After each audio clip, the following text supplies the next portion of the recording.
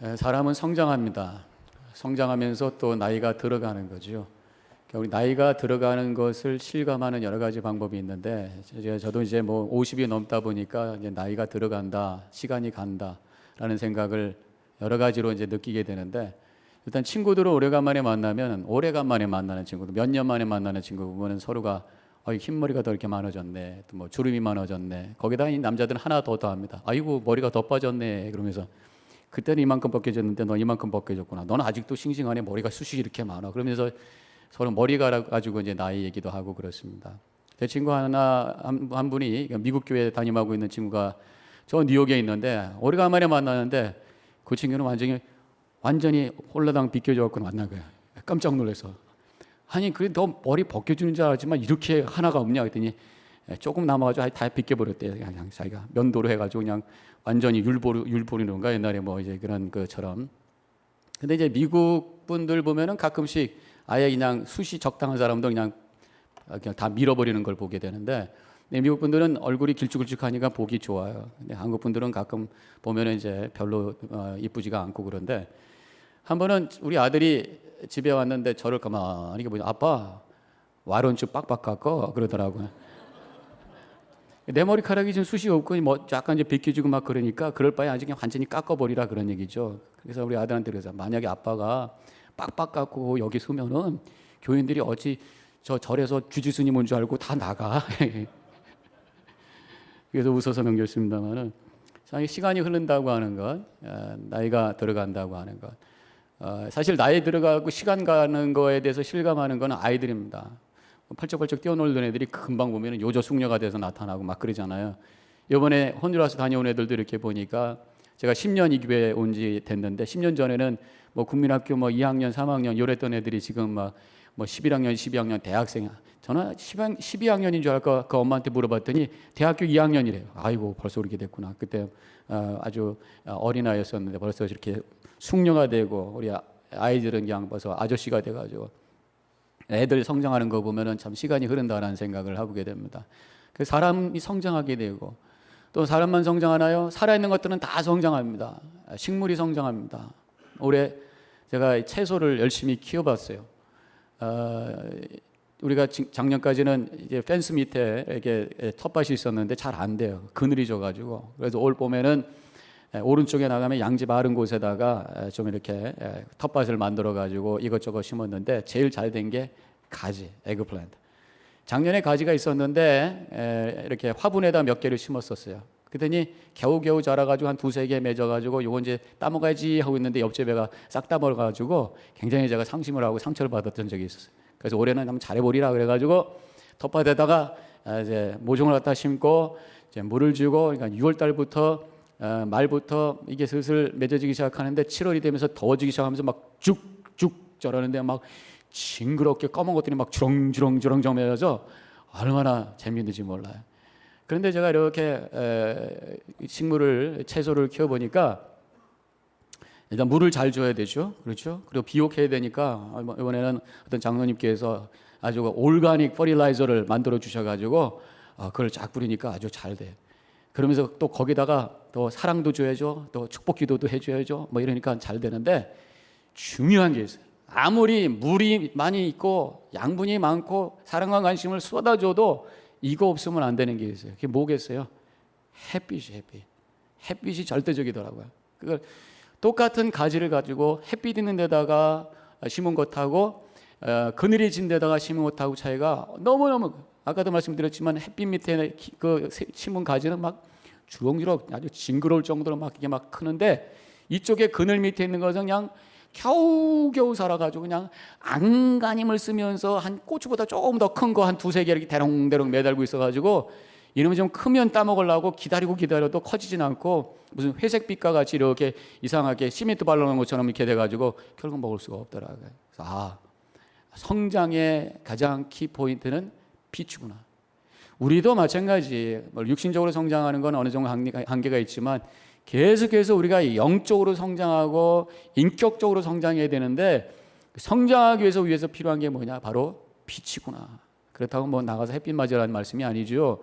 빛이신 바로 하나님 앞에 우리가 서 있고 하나님의 은혜 가운데 있고 하나님을 바라보면서 사는 자들이 영적으로나 그 인격적으로나 성장하는 축복이 임하게 된다는 것입니다. 그래서 성경에 보면은 시편 27편 1절에 여호와는 빛이요 나의 구원이시니 내가 누구를 무서워 두려워하리요. 하나님이 나의 햇빛이기 때문에 주시는 능력 가지고 생명력 가지고 내가 자신 있게 살고 있습니다 라고 하는 그런 고백이, 햇빛이 바로 생명이 없으면 아무리 물 주고 거름을 주고 온갖 짓을 다 해도 성장하지가 않아요. 그래서 우리도 믿음 안에서 하나님이 주시는 영적인 양식, 그 은혜의 빛 가운데 걸어감으로 영적으로 또 우리 인격적으로 잘 성장하여 하나님께 영광 돌리시기를 주님의 이름으로 간절히 축원합니다. 믿음이 계속 성장해야 됩니다. 오늘 제가 말씀을 드리려고 하는 것은 본문의 말씀에 이 성장의 단계가 있어요. 4단계라고 할 수 있고 3단계도 할 수 있는데 제가 일단 4단계로 이것을 구별해 봤어요. 첫 단계가 뭐냐면 아직 믿기 전의 단계입니다. 불신의 단계라고 할 수가 있습니다. 13절에 보면은 이런 말씀이 나옵니다. 다 같이 함께 읽겠습니다. 내가 전에는 비방자요 박해자요 폭행자였으나 도리어 국류를 입은 것은 내가 믿지 아니할 때에 알지 못하고 행하였음이니라. 이 말씀이 나옵니다. 믿지 아니할 때, 불신 가운데 있을 때 말씀하는 거예요. 불신 가운데 있을 때 알지 못하고 행동하다가 비방자와 박해자와 폭행자가 되었다. 죄 가운데 빠졌다. 바로 사도 바울이 자신을 두고 얘기하는 거죠. 자기가 알지 못하고 행동하다가 크리스찬을 죽이는데 앞장섰고 스데반이 순교당하는데 동조했던 사람이었다. 바로 이러한 폭행자였다라고 말씀하는 거예요. 복음을 알지 못하고 진리를 알지 못하고 하나님의 뜻을 제대로 알지 못했기 때문에 내 뜻과 내 상식에 따라서 남들이 하니까 쫓아서 하다가 이러한 죄 가운데 빠지게 되었다. 그렇게 말씀하고 있는 것입니다. 그래서 믿음이 없는, 하나님을 알지 못하는 사람들은 되게 두 가지를 가지고 움직여요. 한 가지는 욕심을 따라서 움직이죠. 욕심을 따라서 살게 되어 있습니다. 그보다 먼저 제가 하나 스킵했어요. 신념을 따라서 뭐 순서 바꿔도 되는데 일단 신념에 따라, 나름대로 생각이 있다고 하는 사람들은 신념에 따라 삽니다. 자기의 어떤 논리와 자기가 스스로 깨달은 어떤 걸 가지고 인생을 이렇게 사는 거야, 이것을 위해서 사는 거야, 이것이 옳은 거야 라고 생각을 하면서 그것을 따라 살아요. 지금 사도 바울이 그랬다는 거예요. 자기가 갖고 있는 신념, 그것 때문에 크리스찬들은 죽어야 된다, 스데반이 죽어야 된다, 마땅하다라고 생각하는 그 자리에 있었더니 알고 봤더니 자기가 폭행자였다는 얘기죠. 이 사도 바울은 원래가 유대교 극단주의라고 하는 게 참 무섭습니다. 그건 자기 신념이, 그건 종교도 아니에요. 이건. 그리고 요즘에 이 세상에서 참 무서운 사람들이 생기기 시작합니다. 이라크에서 많은 사람들 죽이고 있는 아이시스, 극단주의, 이슬람 극단주의, 이 세상에 이슬람의 국가를 세우기 원해서 모든 나라들을 다 침범해가지고 다 사람들 죽이고 자기들 필요한 사람들만 세워서 이슬람 국가를 세우겠다. 그래서 아주 그냥 참수를 하죠. 비헤링. 애들도, 크리스찬도, 짐 펄리라고 하는 지금 저널리스트도 그걸 비디오로 보내서 많은 사람들이 아주 경악하게 하는 아주 끔찍한 죄를 범, 악의 소굴이 거기서 나오는 그런 모습을 보게 됩니다. 뭐 이런 특별한 사람들이 아닌 대부분의 사람들은 욕심을 따라서 사는 거예요. 나한테 유익이 되면 말하고 행동하고, 유익이 되지 않으면 거부하고, 욕심을 따라서, 그러다 거기서 나와지는 것이 죄의 싹은 사망, 결국 무너지고 깨지고 터지는 결과를 가져오게 돼 있단 말이죠. 욕심이라고 하는 것의 정의가 뭡니까? 제가 아주 쉽게 드렸던 적이 있었는데, 정의를 해드렸던 적이 있었는데, 욕심은 조금만 더 해요. 지금보다 조금만 더, 요거보다 조금만 더 갖고, 조금만 더 올라가고, 조금만 더 즐기고 이러면서 가는 그 모습이 욕심이라고 하네요. 욕심의 결과는 죄와 사망이라고 성경에서 말씀하고 있잖아요. 욕심의 한 단면을 한번 제가 재미난 얘기를 들려드리면, 언젠가 미국에서 미세스 아메리카, 그래서 결혼한 부인들의 미인대회가 있었다는 거 아니겠어요? 지금도 아마 있겠죠? 근데 그때 이제 스카트라고 하는 어떤 남자가 자기가 이 세상에서 가장 아름다운 여자하고 사는 남자가 되고 싶은 거예요. 그래서 자기 부인을 나가라 그래가지고, 내가 좀 모자란데 걱정 마, 내가 투자해 줄게 그래가지고 병원에 모시고 가가지고 여기저기 견적 든 다음에 싹 고쳤는데 코, 귀, 뭐 가슴 뭐 다 해가지고 10만 불 투자. 10만 불 투자해가지고 나갔더니 정말 그게 아무튼 워킹이 돼가지고 1등이 됐다는 거 아니겠어요? 그래서 너무너무 좋아가지고 스카트가 이제 내가 이제 세상에 제일 아름다운 여인을 데리고 사는 남자다. 그때 이제 이 미세스 아메리카에 당선된 이 부인이 막 헛갈리기 시작하는. 갑자기 여기저기서 막 인기가 막 폭발을 합니다. 그러면서 여기저기서 찔리기 시작하죠. 그러다가 백만장자 사업자인 릭 챈스라고 하는 사람과 재혼해 버려가지고 이 스카트하고 이혼해 버리고 150만 불짜리 좋은 집에 가서 사는 그런 상황이 되고, 이 스카트는 거기에 충격을 받아가지고 폐인이 돼 버리고 파산하고 엉망이 된 그런 결과를 가져왔다는 그런 얘기가 있어요. 그 남자는 바로 내가 최고의 미인의 부인하고 산다는 그 욕심이었고, 또 여자는 바로 제 부자하고 살겠다고는 욕심이 났고, 욕심과 욕심이 만났을 때 결국은 멸망하게 되는 결과를 가져왔다는 그러한 아주 해프닝을 우리가 보게 됩니다. 자, 이렇게 불신의 단계가 있고, 이제 우리 이 자리에 있는 분들은 적어도 이 불신의 단계를 뛰어넘어서 믿음의 단계로 살고 있는 사람이라고 믿어요. 그래서 이 믿음의 단계는 세 단계가 있는데, 그 중에 하나가 은혜의 단계라고 할 수 있습니다. 은혜를 깨닫는 단계라고 할 수 있어요. 14절에 있는 말씀을 우리 같이 함께 읽겠습니다. 시작. 우리 주의 은혜가 그리스도 예수 안에 있는 믿음과 사랑과 함께 넘치도록 풍성하셨도다. 여기 은혜가 풍성했다.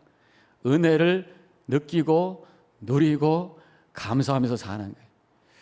상당히 이것도 변합니다. 은혜를 깨닫고 사는 것하고 그저 욕심을 따라서 사는 것하고는 엄청난 변화죠. 욕심이라는 게 뭐야? 내가 쟁취하는 거야. 내가 만들어내는 거야. 그러다 보니까 온갖 방법으로 아무튼 내가 원하는 것 쟁취하면 돼. 그러다 보니까 거기에 온갖 악한 것들이 만들어지는 거잖아요. 그러면서 욕심과 교만이 만들어지는 건데, 믿음이라고 하는 것은 하나님이 주시는 은혜를 받는 거예요. 내가 만들어내는 것이 아니라 하나님이 주셔야 받고 주신 것이 있다고 하는 것을 찾아내는 것이라고 하는 것이 바로 은혜의 삶이잖아요. 완전히 다른 겁니다. 그래서 욕심은 거기에 어떤 교만이라고 하는 게 따라오게 돼 있고, 은혜는 바로 겸손이라는 게 따라오게 돼 있어요. 겸손하게 하나님께 엎드리고 주신 것 겸손하게 아멘으로 감사하고, 바로 이것이 믿음의 삶인데, 이러한 변화라고 하는 것은 그 변화가 확실하게 흔들림이 없이, 때로는 우리가 흔들릴 때가 많이 있잖아요. 하나님의 은혜를 체험하고 감사하다가도 어떤 때는 문제가 오고 어려움이 오면 나는 완전 이런 사람인가 그러면서 낙심하고 절망할 때가 있지만, 오뚜기처럼 이것이 딱 올라가야 되는 거예요. 그 오뚜기처럼 올라갈 수 있는 믿음, 능력의 믿음은 어디서 오느냐? 체험의 신앙에서 오는 거예요. 그저 머릿속으로만 생각해서 되는 것이 아니라 하나님이 사랑하시고 하나님이 살아계시고 하나님이 나를 사랑하시고 나를 이끄신다라고 하는 어떤 믿음의 확신, 믿음의 체험을 통해서 와지는 그 확신이 있을 때에 흔들렸다가도 다시 일어서고 그러면서 승리하면서 살아가게 된다고 하는 것입니다. 사도 바울은 체험을 했어요. 어떻게 체험했어요? 빛으로 체험했어요. 다메섹 도상에서 빛으로 체험하고 음성으로 네가 핍박하는 예수다라는 음성을 들려주셨고, 감겼던 눈이 떠지는 치유의 체험을 했어요. 아주 드라마틱한 체험이었어요. 우리 가운데 그런 드라마틱한 체험이 없더라도 뭔가 이 회개의 그 감동의 눈물, 십자가의 은혜에 대한 감동의 눈물, 성경이 내 속에 내 영혼을 파고드는 어떤 그러한 체험, 성령께서 역사하시는 그러한 어떤 은사의 체험 등등 해서 내 안에 뭔가 이 살아있는 하나님의 그 은혜를 맛볼 수 있는 체험이 우리 속에 있어야 돼. 내 안에 성령께서 우리를 체험하도록 도와주시오. 성령께서 나를 주관하시도록, 즉 우리가 성령 충만해야 되겠는데, 그렇게 하기 위해서는 어떻게 해? 바로 내 삶의 주변이 영적인 환경이 돼야 돼. 예배 가운데 들어가고 말씀 가운데 들어가고 성도들과 함께 교제하면서 살아나갈 때에 그때 성령께서 역사하게 되고, 성령의 역사하심 속에서 감화와 감동이 있고 신앙의 체험이 있고 하나님의 살아계심이 체험되는 축복이 임하게 됨을 믿으시기를 주님의 이름으로 간절히 축원합니다. 이제 세 번째 단계를 성경에서 말씀하고 있는데, 그것은 본이 되는 단계. 지금 두 번째 단계, 첫 번째 단계라고도 얘기할 수 있겠고, 불신까지 하면 두 번째 단계라고 할 수도 있겠고, 그 단계는 예수를 믿고 은혜 가운데 감사하면서 사는 거예요. 그래서 우리가 믿음을 가졌느냐 아니냐를 확인하는 방법은 감사가 있냐 없냐. 흔들릴 때도 있지만 아까 또 말씀드렸던 것처럼 다시 오뚜기처럼 세워서 우리 밑바닥 속에, 마음의 밑바닥 속에 감사가 있어야 그것은 믿는 사람이. 이게 이제 두 번째 단계인데, 그 다음에 이제 세 번째, 그 다음 단계는 뭐냐? 본이 되는 단계. 본이 되는 단계. 16절에 그 말씀이 나옵니다. 다 같이 함께 읽습니다.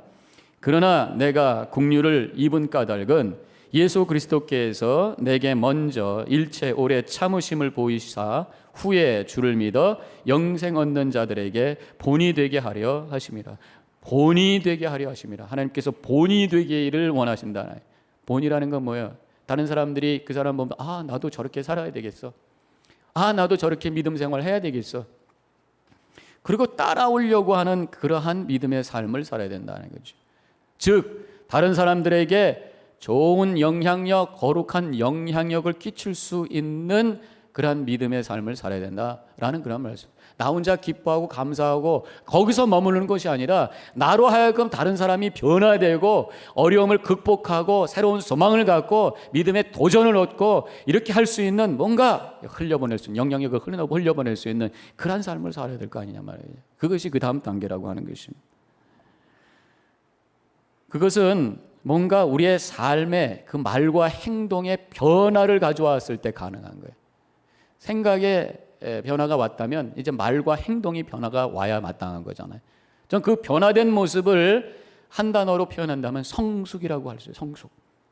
우리의 믿음의 어떤 그 존재론적 목표는 성숙이, 내가 성숙한 신앙생활, 성숙한 인격을 가지고 성숙한 모습으로 내가 살아야 되겠다라고 하는 그 목표를 향해서 살아나가면 모든 것이 다 그쪽으로 연결되는 거예요. 이 성숙함이 있을 때 그 성숙함을 통해서 다른 사람들에게 영향을 끼치게 되는 거죠. 어제 토요 새벽에 오셨던 분들, 또 성경을 같이 읽으셨던 분들은 다 아시겠습니다만 디모데전서 4장에 이 성숙에 대한 말씀을 하고 있어요. 디모데전서 4장 15절에 이런 말씀이 나옵니다. 이 모든 일에 전심전력하여 너의 성숙함을 모든 사람에게 나타내게 하라. 사도 바울이 디모데에게 주신 말씀이, 네가 성숙해서 그 성숙함을 다른 사람들에게 보여주라. 그 성숙함으로 다른 사람들에게 본이 되거라 말씀하시는 거죠. 1장에 있는 말씀과 이렇게 연결이 되는 거죠. 성숙함을 통해 본이 되라고 하는 건 뭐게? 성숙함에 통해서 영향력을 끼쳐라. 어떻게? 관계를 통해서. 우리 믿는 사람들은 좋은 관계 속에서 살아나가는 거예요. 근데 관계 속에서 나쁜 영향을 주는 사람이 있고 좋은 영향을 주는 사람이 있어요. 근데 내가 얼만큼 성숙했느냐에 따라서 나의 속으로부터 저쪽으로 영향력이 흘러가요. 두 사람이 같이 관계를 합니다. 이것도 일종의 물과 같이 한쪽으로 흐르게 되어 있어요. 성숙한 사람이 좀 더 미성숙한 사람 속으로 영향력이 흘러갑니다. 그러니까 우리가 영향을 받는 자리에서 이제 믿음이 한 단계 업그레이드 된다면 영향을 줄 수 있는 이 성숙함의 자리로 들어가야 주님께서 기뻐하시고 그것이 우리 삶의 아름다운 모습이라고 하는 거죠. 그런데 질문은 이 성숙함은 어떻게 이루어지느냐? 그냥 감사합니다, 할렐루야, 그 은혜에 감사하고 은혜 받고 그래서 감사합니다, 그것만 가지고 성숙하지가 않아요. 우리 한국 교회가 은혜 사모하고 복 사모하고 그러면서 수십 년 믿음 생활을 했는데 결과는 믿음이 성숙하지가 않아요. 그래가지고 요새 한국 기독교가 욕을 그렇게 먹는 거예요. 복은 받았는데 감사가 충만한데 별로 사회에 영향을 주지 못하고 있어요. 성숙하지가 않아서.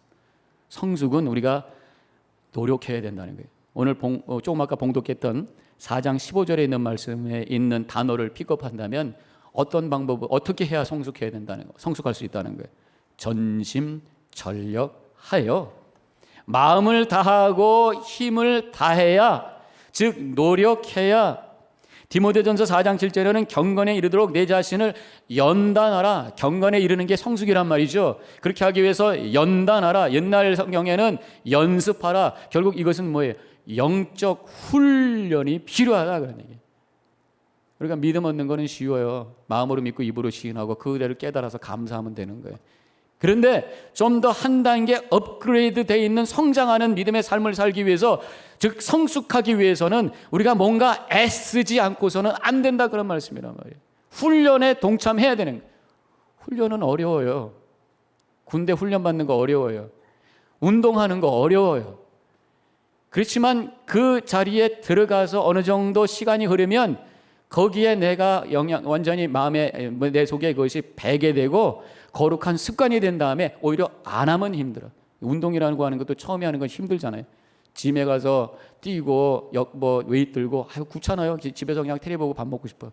그래서 가서 자꾸만 하면은 나중에 안 하면은 뭔가 몸이 그냥 찌부둥하고 힘든 것 같아. 가야 돼. 이렇게 되는 거예요. 신앙생활도 마찬가지, 영적 훈련도 마찬가지.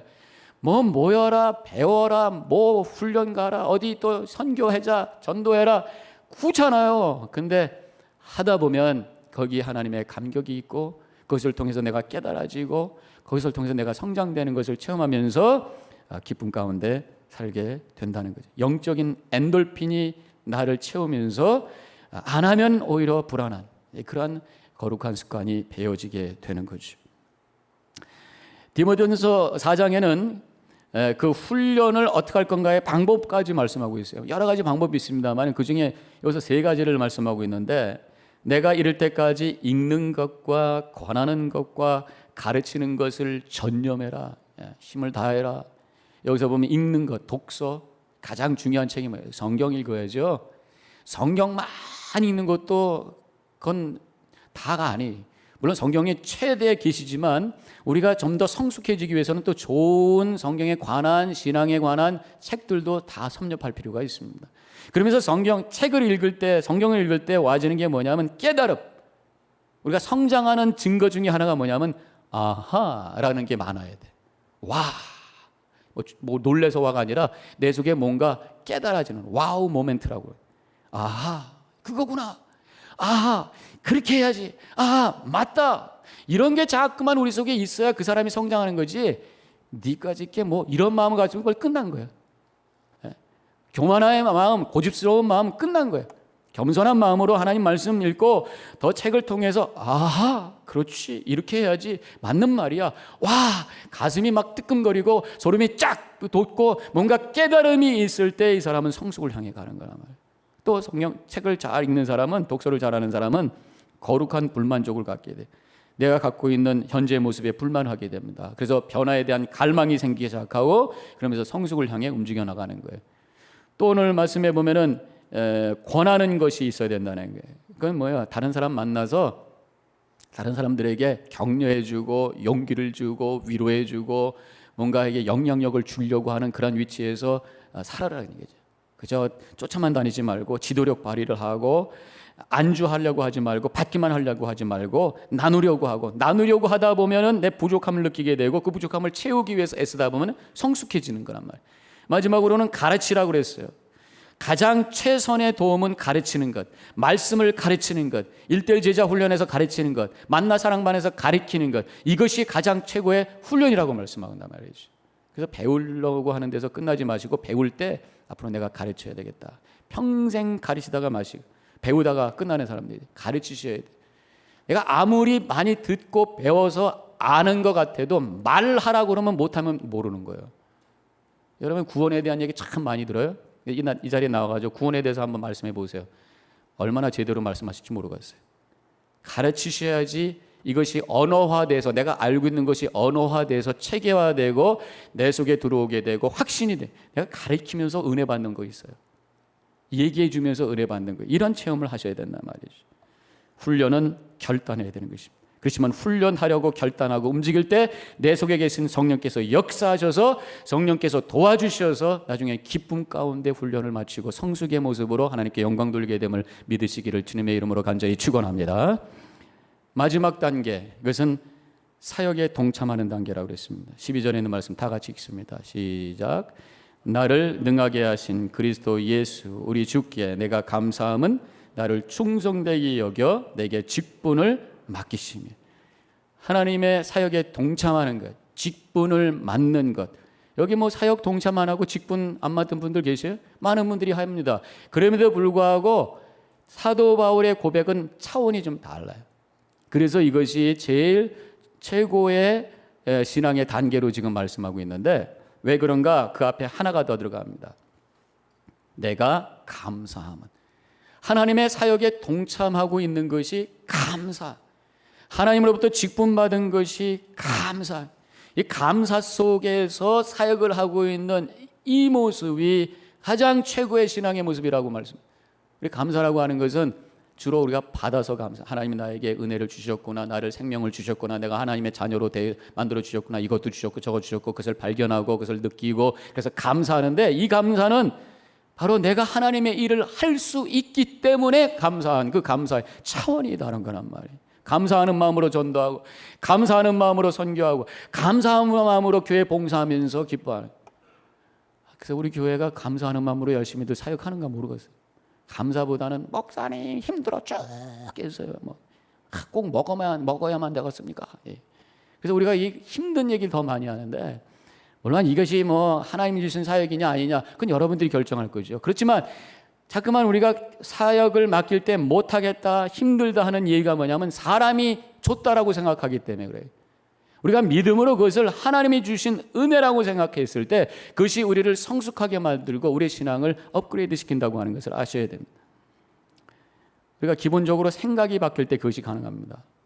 복은 대부분은 소유가 복이에요. 받는 게 복이라고 생각합니다. 그러나 진정한 성숙한 사람이 고백하는 복은 바로 하나님 앞에 잘 쓰임을 받는 것이 복이라는 고백이 나올 때 이러한 신앙의 모습이 만들어진단 말씀이죠. 인생 길지 않아요. 80, 90 한번 왔다 가는데 그저 내거 하다 갈 거예요. 뭔가 가치 있게 사용이 되어야죠. 존재하는 것이 그 목적인데 목적대로 쓰임 받아야 가치 있는 거예요. 피아노가 있는데 아무리 스타인웨이라고 비싼 거기다 갖다 놨다고 하더라도 치지 않으려면 헛거예요. 이것이 쓰여져야 되고 좋은 피아노가 와서 인류 피아노에서 쓸 때 이 피아노는 굉장히 가치 있는 피아노가 되는 거잖아요. 내가라고 하는 존재, 하나님께서 만들어 주시고 하나님께서 쓰시겠다고 나를 부르시는데 그것을 하나님께 위임하고 쓰시도록 나를 드릴 때에 내가 쓰임받는 그 순간이 최고의 복이요, 가장 가치 있는 존재가 된다고 하는 것을 믿으시기를 주님의 이름으로 간절히 축원합니다. 그래서 하나님의 사역에 내가 동참하는 것이 감사하다고 사도 바울이 고백을 하고 있는 거야. 기계는 그냥 놔두면 녹슬어서 못 써요. 계속 움직여야지 기계가 오래 쓸 수 있는 거예요. 자동차도 움직여야 거기에 있는 엔진오일이 들어가가지고 그게 잘 돌아가는. 그냥 놔두면 나중에 녹슬어서 안 되는 거예요. 마찬가지로 하나님께서 만들어 놓으신 우리는 쓰임을 받아 써야지 우리의 갖고 있는 기능이 발휘가 되고, 써야지 우리가 내면이나 외면이나 마음이나 영혼이나 육신이 건강하게 되어 있단 말이에요. 나만을 위해서, 욕심을 위해서는 그것도 스트레스예요. 어떻게 하면 더 가질까? 조금만 더. 이게 얼마나 스트레스예요. 또 가졌으니까 뺏길까 봐 움켜쥐고, 이 스트레스 아닙니까? 그런데 나의 인생이 하나님의 손에 위임받듯이 하나님께 위임하고 내가 하나님께 쓰임받는 그 체험을 하면서 살 때가 가장 뿌듯한 그 기쁨의 모습이기 때문에 건강한 거예요. 그리고 하나님께서 우리가 움직일 때에, 주님의 위를 위해서 움직일 때 우리에게 기름을 쳐주시는데 그 기름이 뭐냐? 성경의 기름이라는 표현이 뭐로 나와요? 성령이에요. 성령께서 내 속에 역사하시게 되고, 그래서 내 속에서 더 모든 것이 잘 움직이게 되면서 내 영혼과 내 마음과 내 육신이 건강하게 되는 축복을 하나님께서 허락해 주신다는 거죠. 쓰임 받는 것 자체도 복이지만 쓰임 받을 때 부수적으로 오는 축복이 또 있다고 하는 것을 우리가 고백할 수 있어야 될 줄로 믿습니다. 지난주 목사님 수련회 때 김명옥 선교사님이라는 분이 오셔서 찬양을 했어요.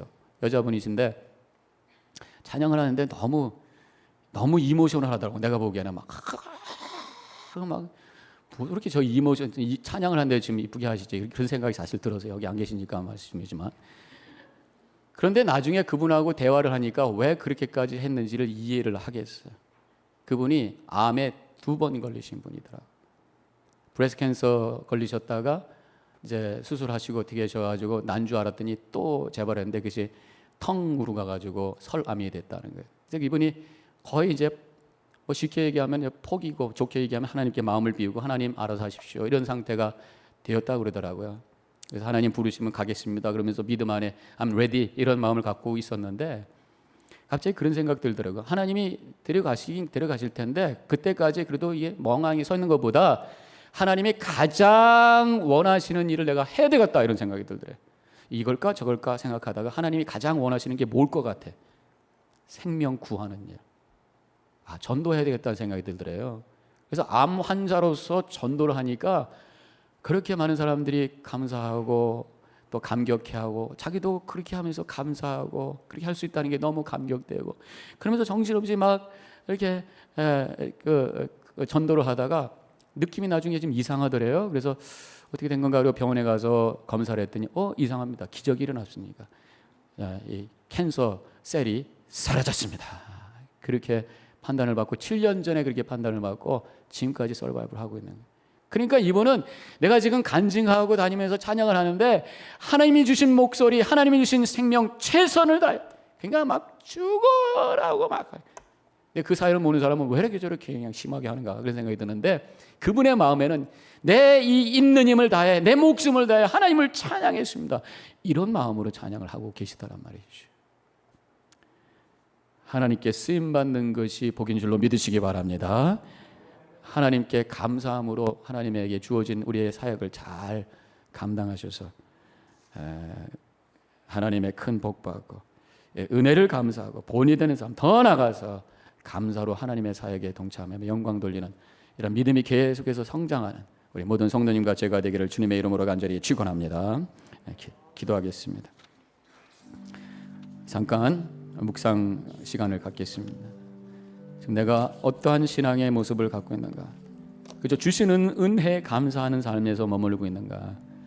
본이 되기 위해서 내 인격과 영혼이 성숙되기 위해서 나를 훈련하고 있는 그런 단계인가? 더 나아가서 하나님께 쓰임받는 존재, 감사함으로 나를 드려 주님의 거룩한 사에게 나를 드리는 헌신의 삶을 살고 있는가?